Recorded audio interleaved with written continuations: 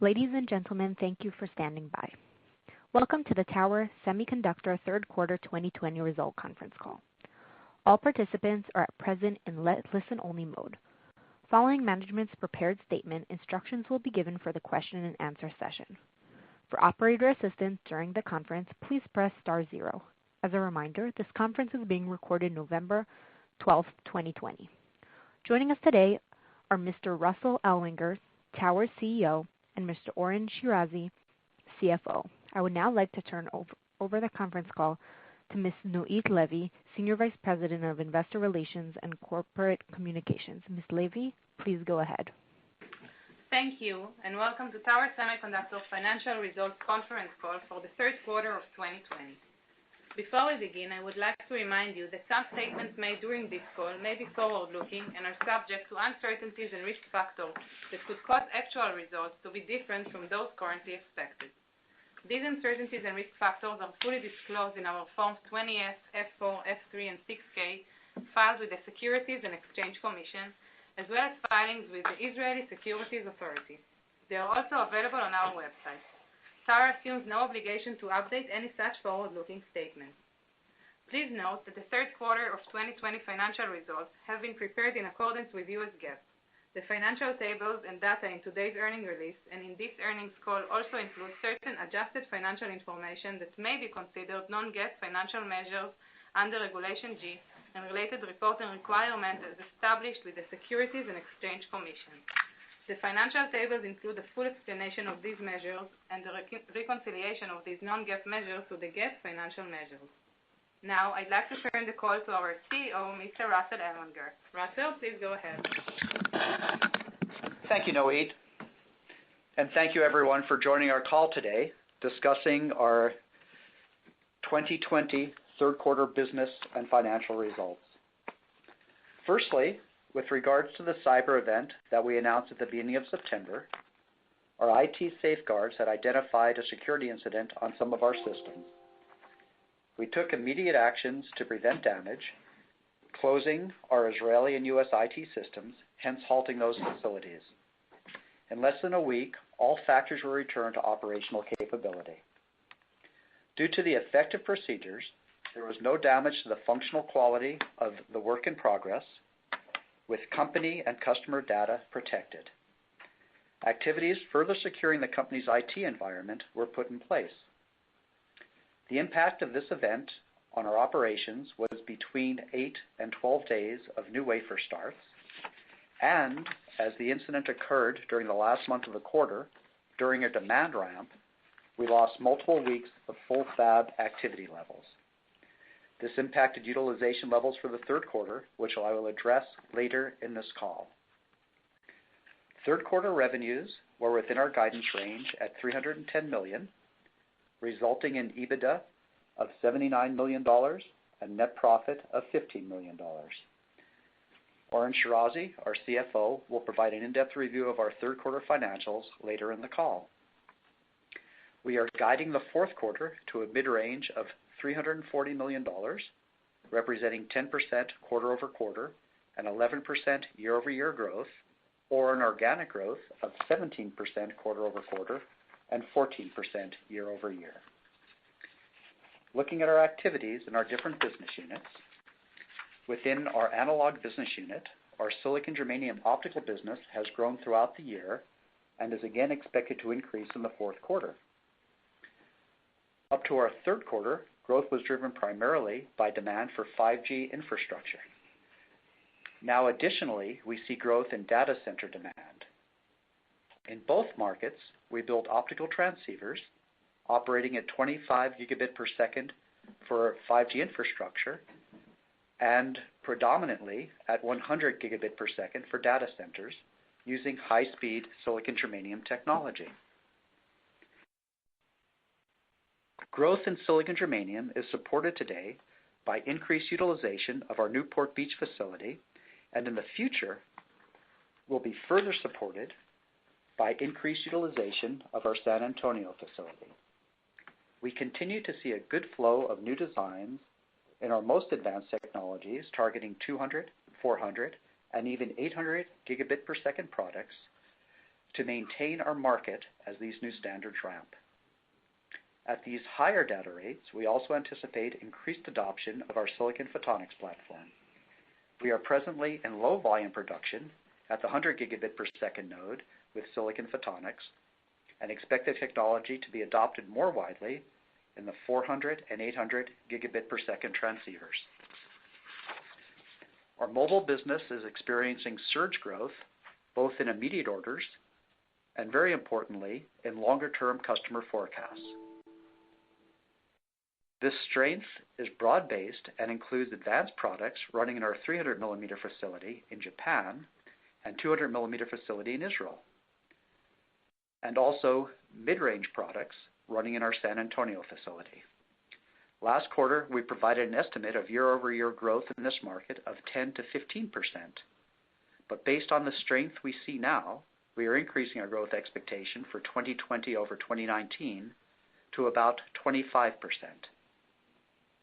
Considering that 2019 was reported at over 40% year-over-year growth in RF SOI, these high sequential numbers can only be achieved by very strong increases in market share.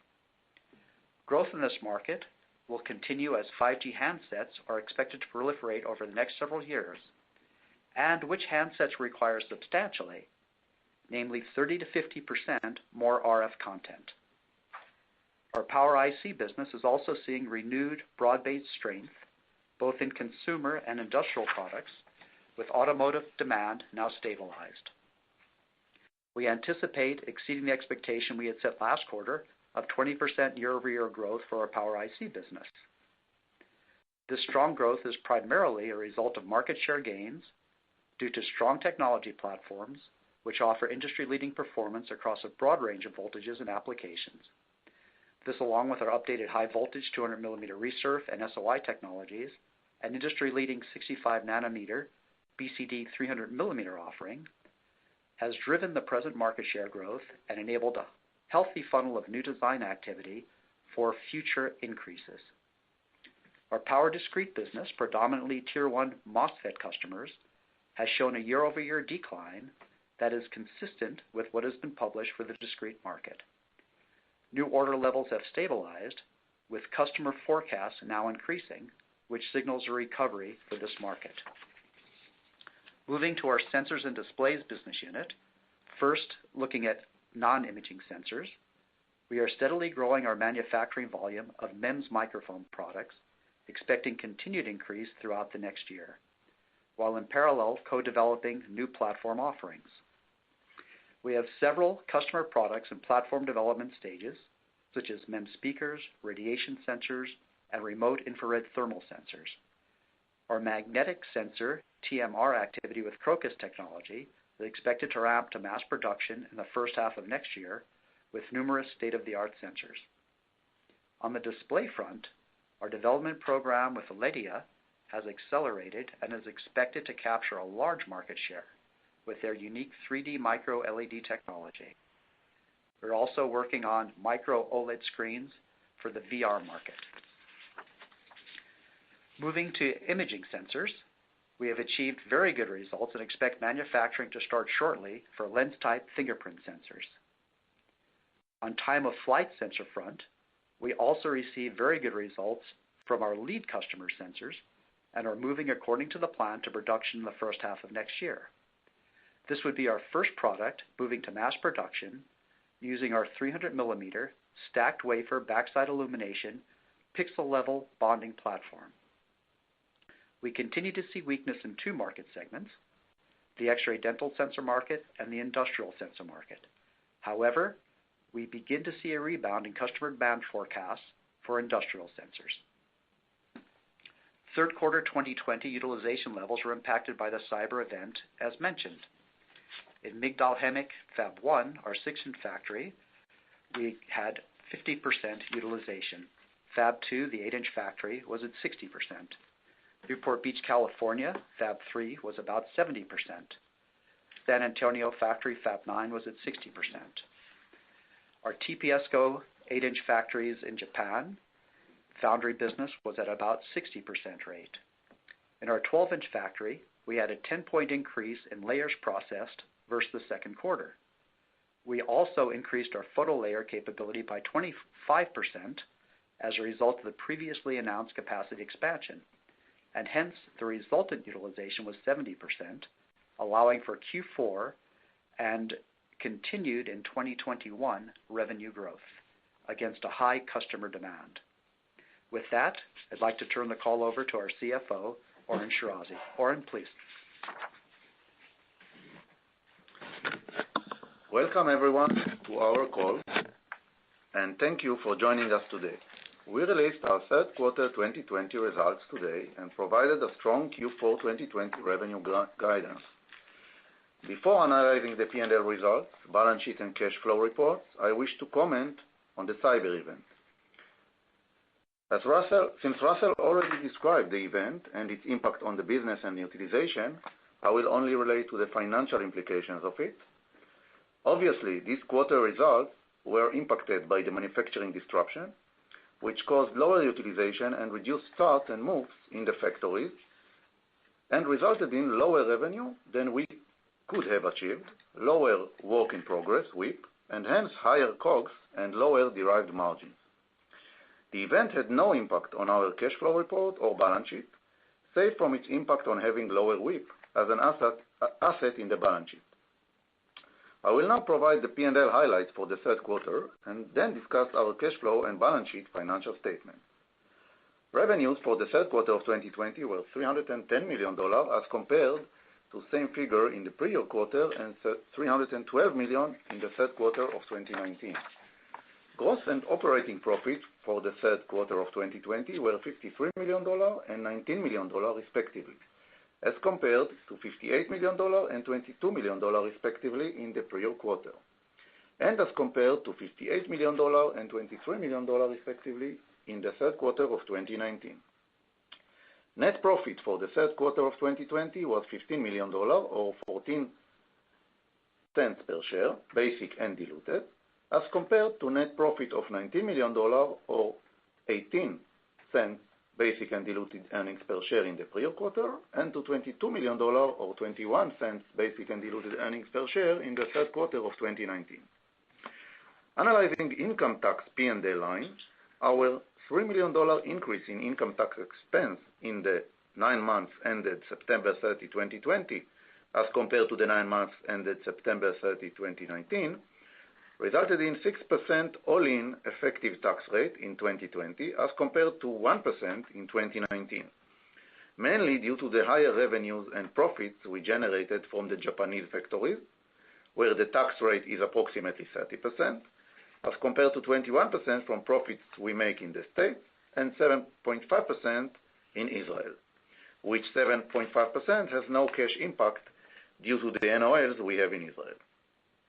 In addition, in 2019, we received certain tax credits resulting in a low 1% all-in effective tax rate. The increase in the Japanese factories' revenue and utilization also resulted in a higher non-controlling interest amount in 2020 as compared to 2019.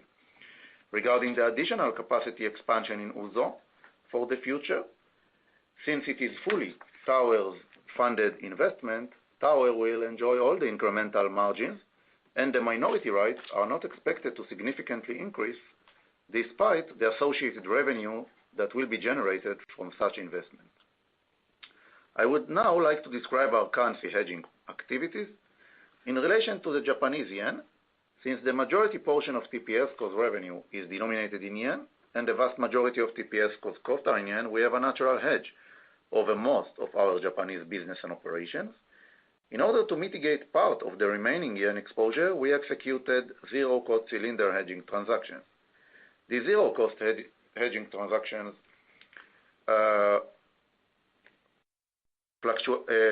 hedge the currency fluctuations to be contained in a narrow range as compared to the spot exchange rate. Hence, while the yen rate against the dollar may fluctuate, the impact on our margins is limited. In addition, in relation to the Japanese yen impact on the balance sheet, we have a natural hedge on Japanese yen cash and Japanese yen loan balances due to the extent to the extent the loan's amount does not exceed the cash amount. This helps to partially protect us from potential impact of yen fluctuations. Lastly, in relation to fluctuations in the Israeli shekel currency, we have no revenues in this currency. Since approximately 10% of our costs are denominated in the Israeli currency and we have some liabilities denominated in shekel, we also hedge a large portion of this currency risk by A, engaging zero-cost cylinder transactions to mitigate exposure resulting from our NIS-denominated costs, and B, investing a portion of our cash in Israeli marketable securities denominated in the Israeli currency to mitigate exposure resulting from our shekel-denominated liabilities. Looking at the balance sheet, we present a strong and stable financial position. Our shareholders' equity reached a record of $1.41 billion. Total assets and balance sheet totaled $2 billion. Our cap table consists of 108 million outstanding ordinary shares and an additional 2 million ESOP-related shares, resulting in a fully diluted share count of 110 million. Current assets ratio, defined as current assets divided by short-term liabilities, was 4.1x. Short-term debt in the amount of $87 million, which is included in the balance sheet, includes approximately $40 million principal payments of debenture, Series G, to be paid during the next 12 months, and approximately $50 million of other debt liabilities. And a last note on the cash flow report. In the third quarter of 2020, cash flow generated from operations was $69 million, as compared to $67 million in the second quarter of 2020. Investments in fixed assets, mainly for CapEx, were $67 million, which included payments relating to the 12-inch fab capacity expansion program. In addition, we repaid $26 million of our debt during the third quarter of 2020. During the 9 months ended September 30, 2020, we generated $204 million cash from operations, invested $192 million in fixed assets, mainly for CapEx, and paid $56 million of debt. And now I wish to turn the call back to the operator. Operator? Yes. Thank you. Ladies and gentlemen, at this time we will begin the question and answer session. If you have a question, please press star 1. If you wish to cancel your request, please press star 2. If you are using speaker equipment, kindly lift the headset before pressing the numbers. Your questions will be polled in the order they are received. Please stand by while we poll for your questions.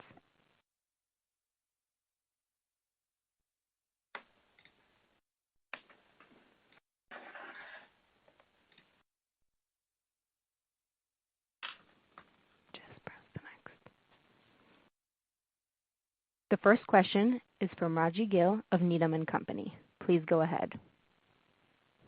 Thank you, and congratulations on the strong guide for December. Just a question on the cyber event, the impact on the utilization rates. How do we think about the utilization rates going into Q4?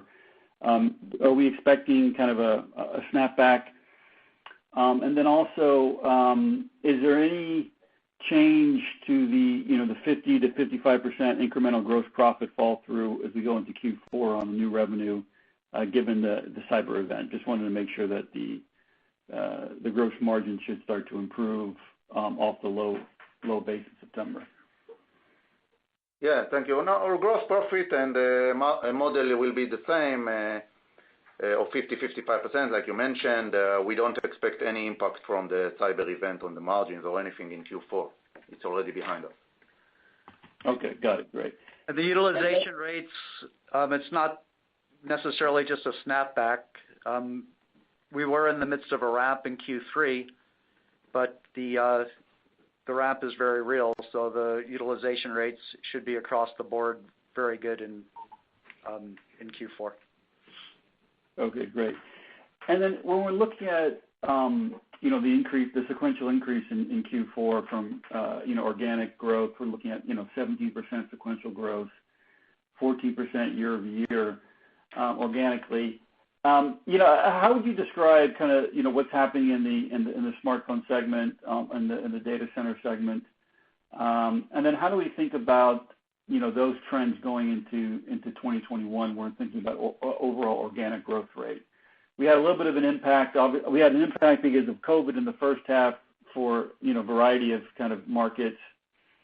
But when you're thinking about organic growth rates into next year, I'm curious to see how you're thinking about it if we start getting to more normalized economy. And you are seeing kind of a rebound in some of the specific markets that were impacted because of COVID. So I'm just curious how you're thinking about that.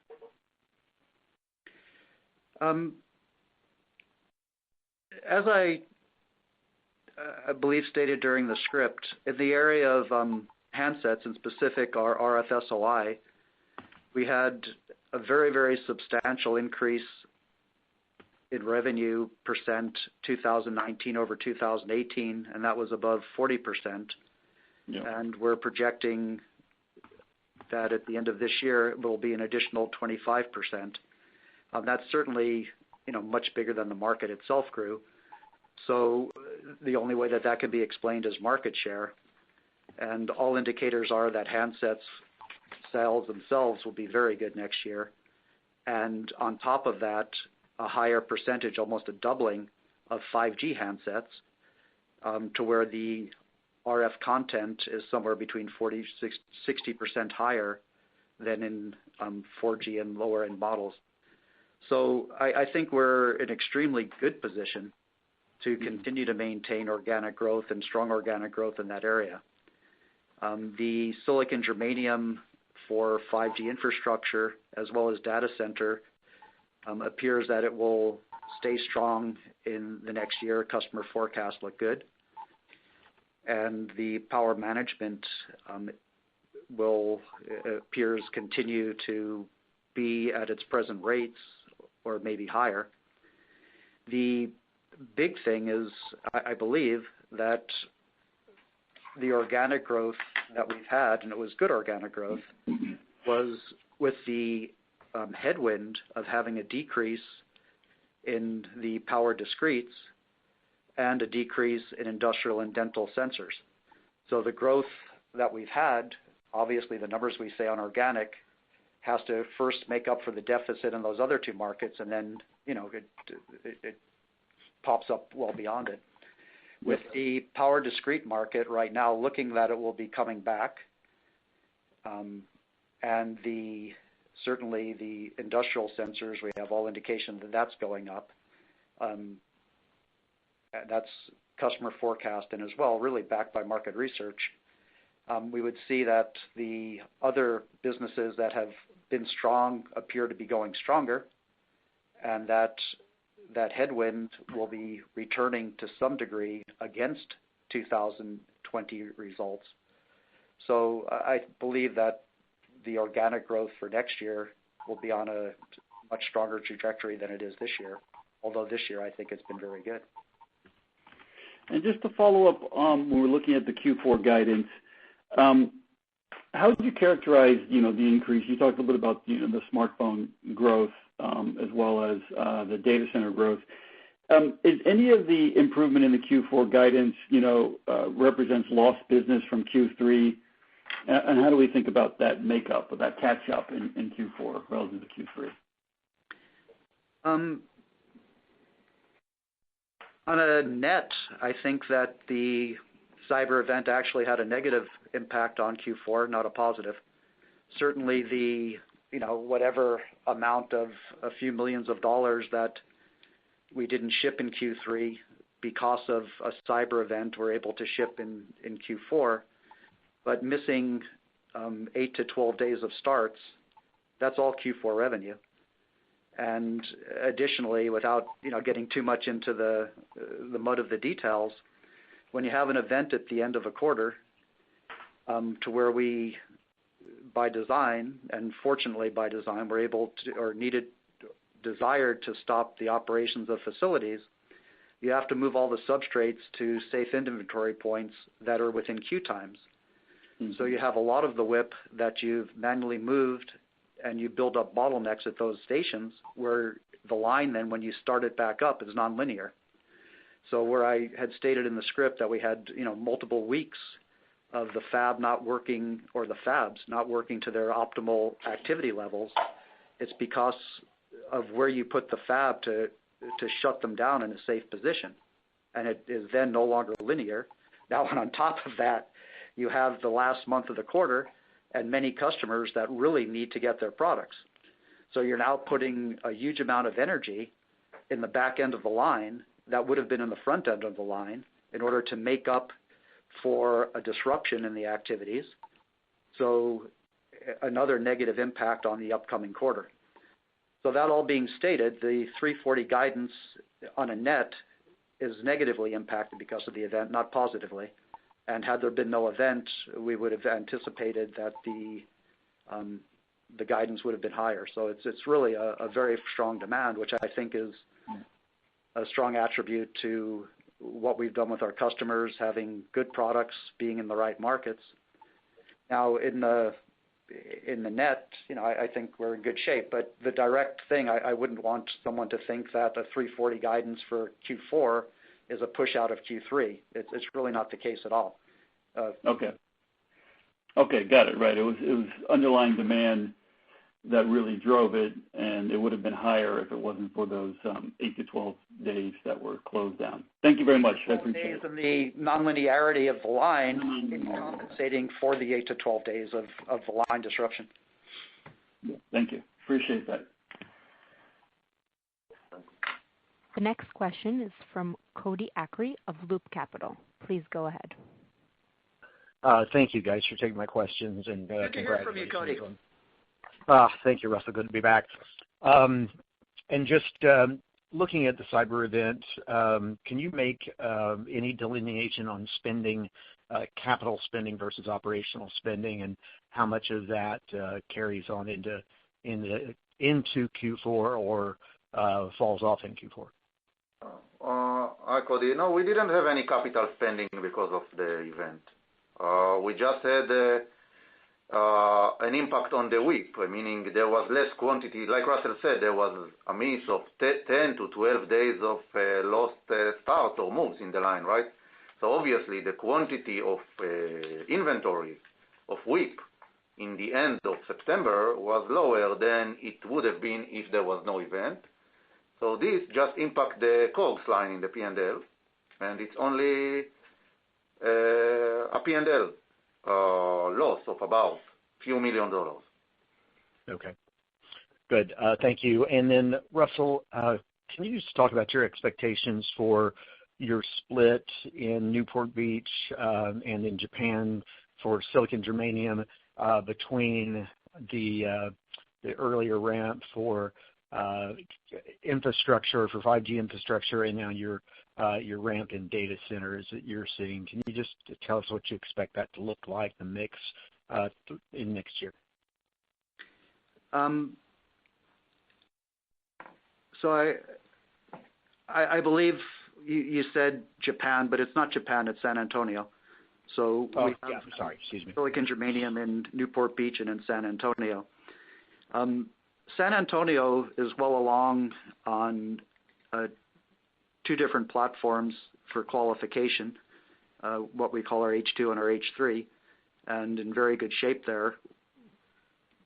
I'm not at this point 100% sure of how much will be run in San Antonio next year. We have the ability to probably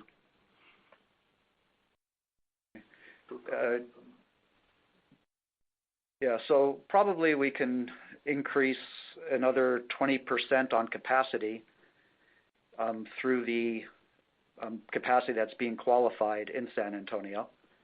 And at this point, it's really just a question of the customers driving the qualifications quick enough to be there. What had happened that slowed down the San Antonio qualification, and not the internal qualifications of the platform, but the customer qualifications of their parts, was that we brought it up throughout 2019, but at the end of 2019, as you know, the demand was very down for silicon germanium, so customers didn't have a lot of urgency to ensure enough capacity for the future. Newport Beach, in their minds, was more than sufficient.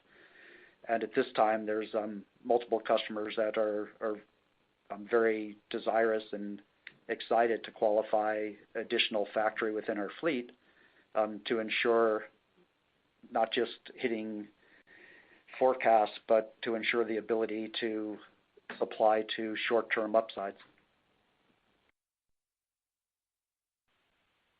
Great. Thank you, guys. The next question is from Mark Lipacis of Jefferies. Please go ahead. Hi, Mark. Hi, Russell. Hey, thanks for taking my question. So, Russell, you've in the past you typically have been ahead of the need to add capacity, and it sounds like the utilization rates and the capacity utilization is going to be high, in Japan, particularly in a 300 millimeter facility. I think in the past you said that the capacity that you're adding, you believe will be close to filled, by the second half of next year. So, and you just mentioned the silicon germanium. So, can you just maybe give us a preview, like how are you thinking about adding capacity past then? And can you just review your framework around just buying new equipment and putting it in versus inorganic opportunities to add capacity, and what does the market look like on those inorganic opportunities? That's the first question. Thanks. It's a very big question. I appreciate the question. It's a good question. On the 200 millimeter side, I believe that we have enough footprint to increase organically whatever is needed. If it's adding a few tools, it's even expanding a site. There's much that we can do as far as taking gray area into white area, should the needs be there. And that was one reason that we extended and expanded the silicon germanium offering from beyond Newport Beach into San Antonio. So we have a big enough 200 millimeter footprint that we can grow, I believe, within the 200 millimeter demand that we'd have over the next years. The 300 millimeter is a different story, and we have done, I think, substantial growth for the 300 millimeter factory in Japan. As stated, it's a very good position to be in right now that we left Q3 after adding photo capacity at a 70% utilization level of a factory that would have been beyond the 85% model that we have had we not added the photo capacity. So we have room to continue to grow Q4, Q1, Q2 of next year, and maybe even Q3 of next year. But you're correct. Come Q3, Q4, we'll be hitting somewhat of a limit against an ever-increasing demand. So that must be done inorganically. And how does the, if you will, chessboard look on inorganic activities? At the moment, for us, I think it looks very good.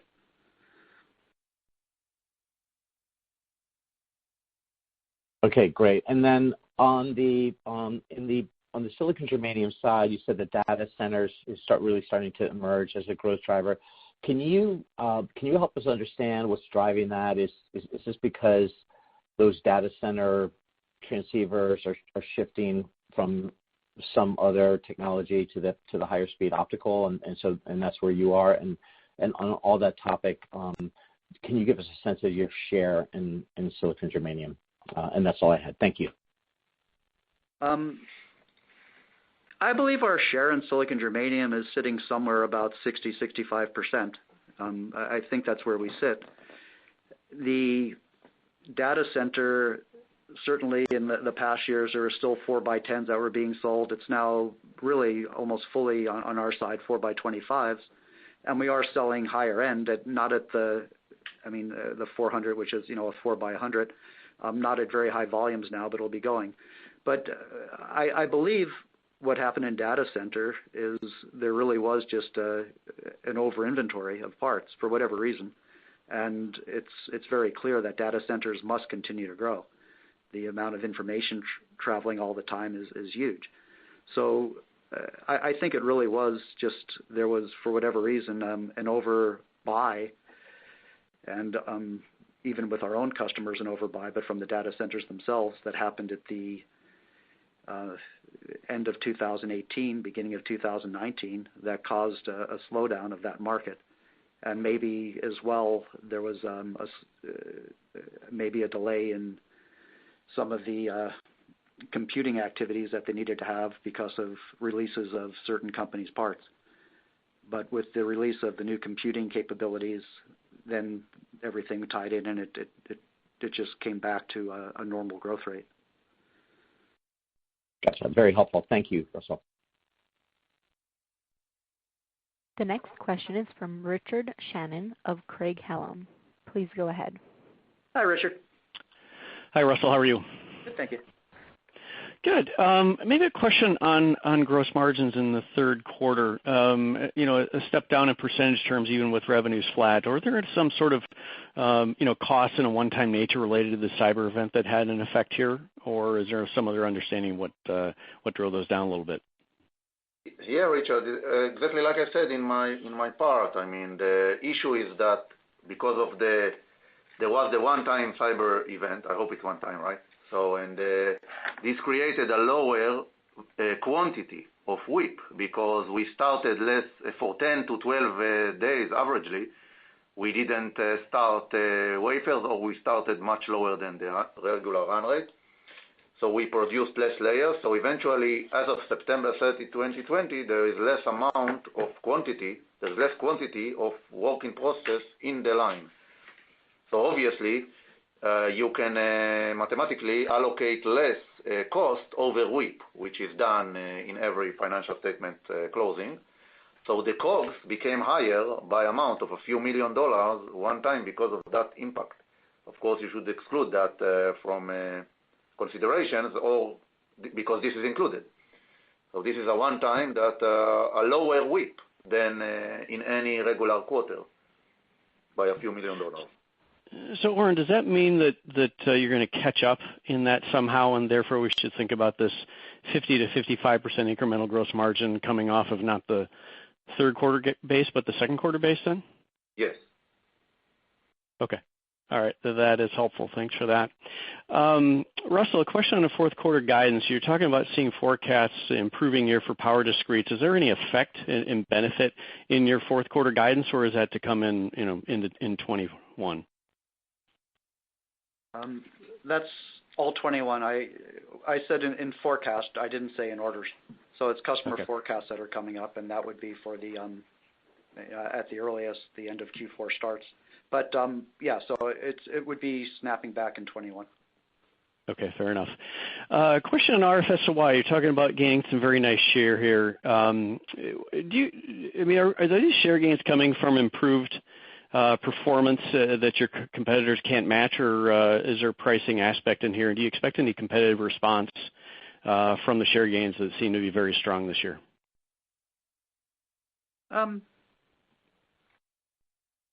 Competitive response. I think that the competition that we have within that isn't desirous to dump the market in pricing. So I think that the competition really deals on performance, and that's a place that it should be. I think that our gains are because of performance, and performance always has multiple things. It's the specific technical performance of what you're shipping, as well as your ability to really meet customer needs and to tie into customers, to be aligned on their roadmaps, and to be able to serve them very quickly if they have upside demands, to be able to get them there. So it's technical performance, but as I'll always state, once you have a good customer, you have to keep your roadmap alive and going with them technically. But the best salesperson you can have is a silicon wafer that ships on time at good yield. So the performance part isn't just technical; it's the relationship, and if they need something, to be able to give it, and to move that way. And I believe that we've been able to show that with our big customers across the board.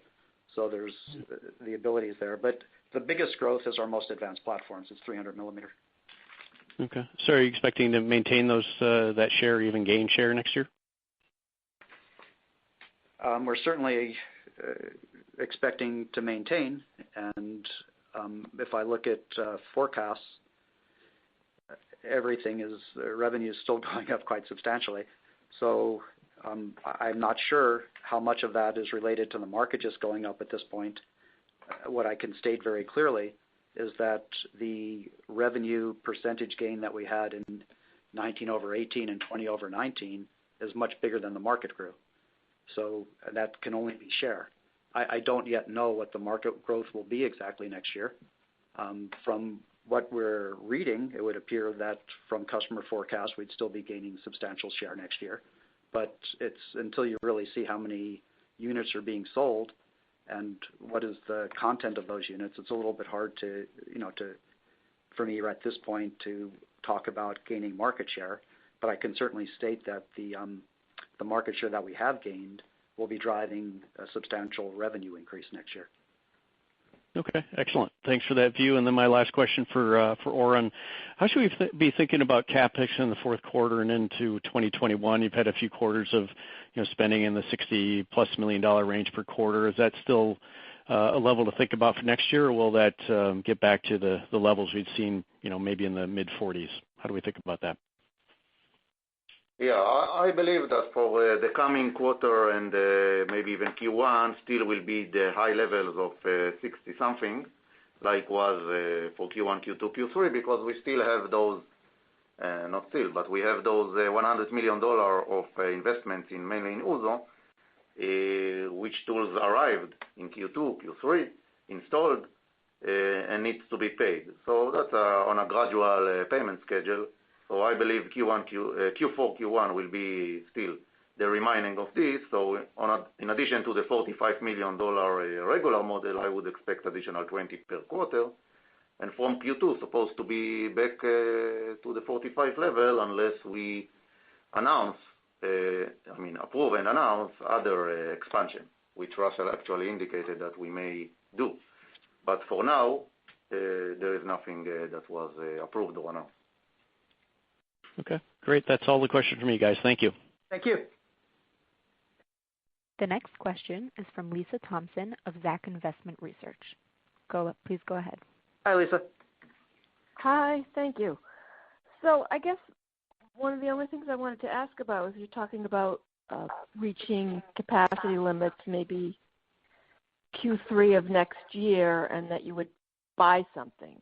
So what should we look for as far as timing as to when things might happen, announcements or decisions, or how is that going to work?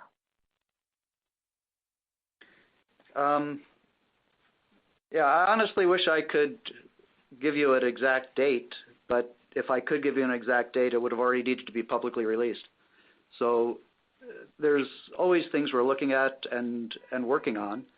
The specific question I was asked was, what does the landscape look like for deals?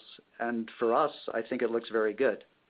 But when and how it will be a deal, if a deal does complete, we would do it. That's what we would have to announce. As stated previously, we always have the ability to increase organically within the footprint that we have, even in Japan. However, at this point, it might be more financially viable to do something inorganically than to continue organically in Japan. But the ability to go organically in Japan still sits as an option. So when I state that we'd be seeing a Q3, most likely Q4, to where we would enter into Q1 2022, maybe with an overdemand of the capability that we now have, that gives enough time to make a decision to grow organically if we needed to in Japan. But the indication and what we would prefer to do at this point is to do something in an inorganic basis with substantially more capacity and nominally possibly a better ROI scenario than continuing at this point to do the next node of growth in Japan. I wish I could give you more granularity, but obviously it's nothing that we're talking about is at a point that it's publicly released. So could I interpret that as meaning you could possibly do something from today till the end of next year, or you're not even going to think about it till the end of next year? By the end of next year, we either have to do something inorganically or make the decision to do another organic investment in Japan, and well before the end of next year. Mm-hmm. Okay, thank you. Thank you, Lisa. The next question is from David Dewey of Steelhead Securities. Please go ahead. Good morning, and thanks for taking my question. Good morning, David. Hey, how are you? Good. It seems like 8-inch and 12-inch foundry capacity is fairly full throughout Asia, and you're seeing some of the foundries there raise pricing. I'm just wondering, from a macro perspective, what you're seeing there. Are you seeing the ability to increase pricing or have pricing go down less than it does normally, given the overall tight capacity in both 8 and 12-inch foundry?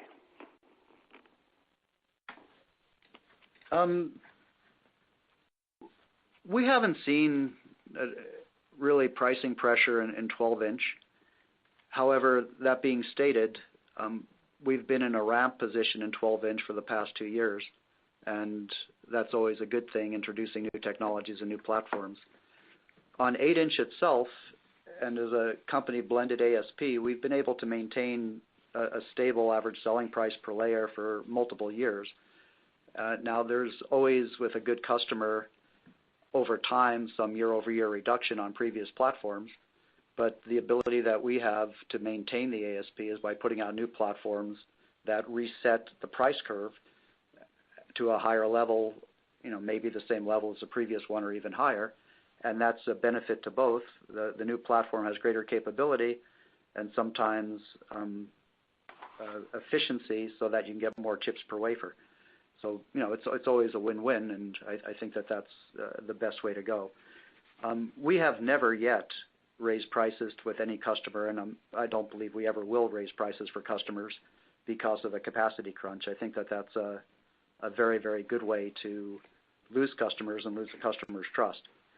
The same as we had one supplier, a big supplier, for starting material that unilaterally raised prices to us, and we've done everything we can to eliminate the entire supply from them. So I think when you have somebody in a very crunch position, to use that to hurt their business model is not the right way to go. So no, we don't raise prices, and I don't believe that we ever will, at least not as long as I'm here. But we have been able to, through partnership and developing new platforms, maintain a very good ASP throughout the company for multiple years. Okay. And then now that you've given Q4 guidance, could you take a stab at what you think your, as far as the overall calendar 2020, what your revenue levels would be in your largest buckets of the segments that you talk about? I'll do that at the end of the year. I mean, I think we've been pretty granular as to how much growth there are on the different areas, and so maybe off of last year's you could calculate that. But we really just give by product group once a year on the actual breakdown, and we'll give it very detailed.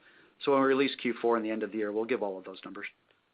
Okay. And then final question for me, it's a little bit of a review, but it just sounds like the RF SOI business is going to grow nicely next year. The silicon germanium business is going to grow nicely next year. It seems like power management will do the same. It seems like several of your major large buckets look on a pretty good, strong growth trajectory for next year. And I'm wondering, do you have some sort of target you might share with us for what, given the ramp that you can see now, can you grow 10% next year or 15%, or what is kind of the range of expectations we might think about with all these sectors being fairly strong?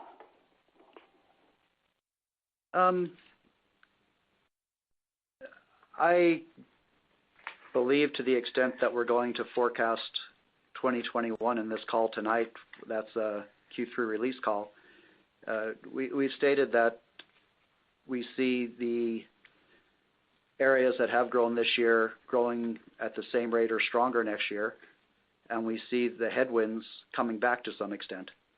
So I don't think there's any reason that the organic numbers we've had this year couldn't be maintained or increased for next year. Thank you. Thank you.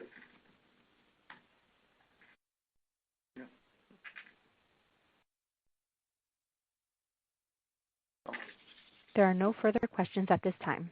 Mr. Aulinger, would you like to make your concluding statement? Certainly. Thank you very much. Well, I thank everybody for, again, your interest in the company, for participating in the call. I'm grateful for the analysts that cover us and very good questions today, so I appreciate all of it. Thank you very, very much. In summary, the industry is experiencing a strong surge in RF demand as the handset market is rebounding from the COVID-19 slowdown and new models are ramping and 5G adoption is beginning and accelerating. Unlike 2020, 2021 is expected to be a strong growth year in overall handset unit sales with even stronger adoption of 5G. 5G-enabled handsets are anticipated to nearly double in 2021 versus 2020. If we consider the RF content increase in the 5G handsets, the RF supply growth should be well beyond a forecasted high handset market growth. And as I believe stated well because of the questions that were asked, or at least the questions were good, our share gain over the past 2 years should put us in a very good position to enjoy both the RF content increase on top of the market rebound for handsets as a whole. Power markets, both IC and discrete, are expected to see growth in 2021, in part due to recovery from COVID-19, slowdown in handsets, as well as infrastructure, automotive, and industrial markets. Analysts anticipate a 10% rebound in automotive sales in 2021 after a down year in 2020, and it is expected that electrical vehicles, which include more of our content, will grow at an even faster rate. We have experienced a slowdown due to COVID-19 pandemic situation for dental X-ray and due to geopolitical situation for industrial sensors market. We see signs of recovery in the industrial sensor market and expect this market to rebound in 2021 based on our customers' inputs and strongly supported by market research. Considering the very high customer forecasts in what they're demanding in 2021, backed by market research, we look forward to a strong 2021. And by a strong, I mean a very strong demand and growth. So that really does more or less conclude my comments, other than stating we've started this week our 2020 Annual Technology Global Symposium online event. The online event consists of a series of webinars presenting the company's premier analog technologies, manufacturing solutions, and recent developments across all of our platforms. Similar to our traditional TGS event format, the webinars are presented by Tower's leading team of experts with the added benefit of direct and easier access to interact online with the presenters and learn more about the company's platforms and offerings. All information about the timing and the specific venue, well, the venue is virtual, but the specific topics of the seminars are on our website. Sign-up information is on our website. So there's very strong attendance at these, and the fact that it's virtual, it can be as big as you wish. So everyone is invited to look at these and sign up. In addition, on November 30th, 2020, Dr. Marco Roccanelli and Dr. Avi Strum will represent the company at the Credit Suisse Virtual Conference. With that, I say thank you very much. Wish everybody really health, peace, security, happiness as we head into the holiday season. Thank you very much. Thank you. This concludes the Tower Semiconductor third quarter 2020 result conference call.